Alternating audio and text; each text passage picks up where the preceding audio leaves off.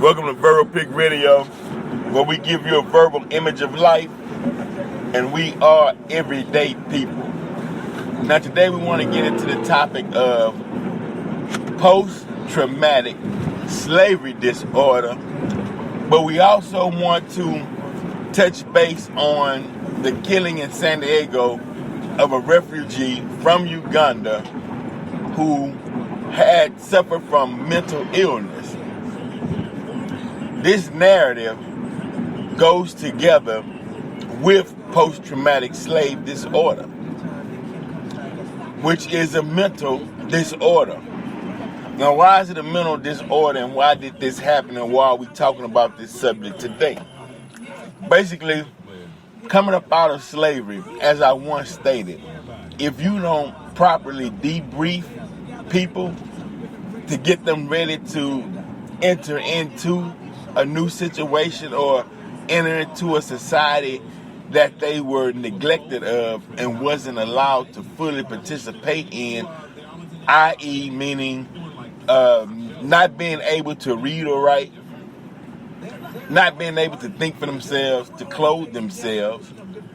Now they knew farming and agriculture, but not being taught the economic side of it, of how to take those crops and extract money for themselves to provide for their families, and also being discriminated against because some of the merchants wouldn't take produce from those sharecroppers on their own unless they were accompanied by a white person. So what that sets up in the future and in time is an inferiority complex to where you will depend upon your slave master, or you will depend upon that white person. In your mind, you think that, okay, well, the only way that I can achieve or succeed is if it's by the help or aid of a white individual. Now, shooting in Uganda. Now, this is post-traumatic slave disorder because black people, we the only race who doesn't see other blacks as being part of a whole, or we don't unify with, say, blacks in America with blacks in Africa, or blacks in Haiti, blacks from Dominican, blacks from Panama, blacks from Mexico, or what have you. The common denominator is melanin. We are melanated people. So, to give you a snapshot of this, when the police saw this refugee from Uganda, he didn't say, oh, this look like a Ugandan. He just said black person. He looks like a black person. He didn't distinguish between continents or some invisible melanated line divide that we've drawn for ourselves.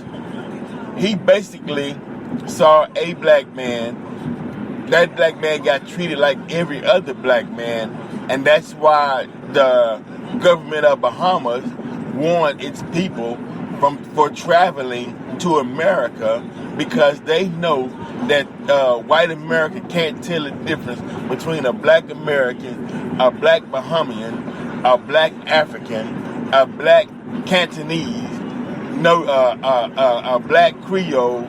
We cannot tell, they can't tell the difference or distinguish between the two. But within the black community, somehow we divided ourselves by terms, and a lot of these terms is terms that they put on us to identify us, but we picked the ball up and ran with it. So now, hopefully, leading into the future and beyond, we can come to common grounds, and the reason being is that opens up trade lines between black people to where now your ancestors that couldn't do trade with white America post-slavery, now they can do trade, or we can set up commerce between one another, because if you look at the demographics in the population, it's plenty black people on this planet with wealth and resources. If only we can break down that barrier or tear down that individual wall that we place. Because in 2016 there is no boogeyman or no spookism that's holding something over our head that's keeping us away from each other.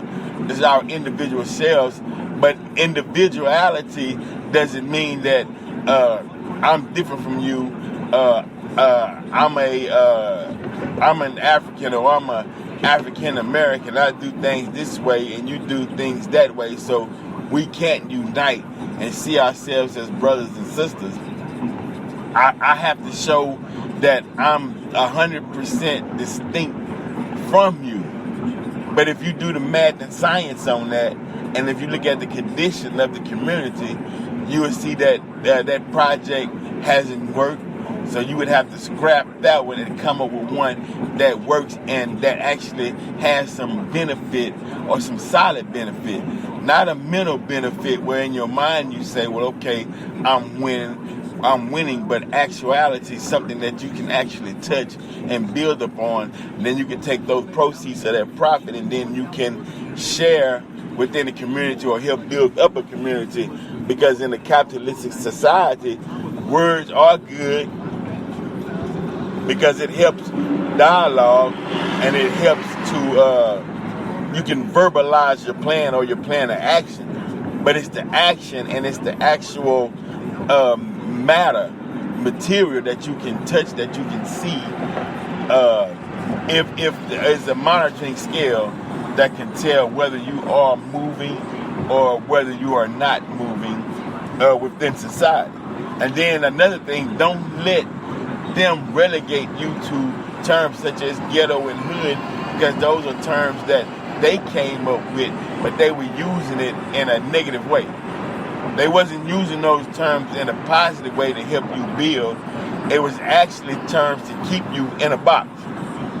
Meaning, you're not supposed to think outside of a certain sphere of knowledge.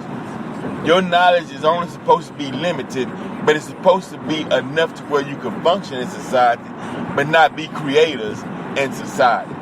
So if you have a plan or idea, the first thing in our minds, going back to post-slavery with the sharecroppers, is if I have an idea, I'm going to have to find some white person to help me with this idea if I want to make money.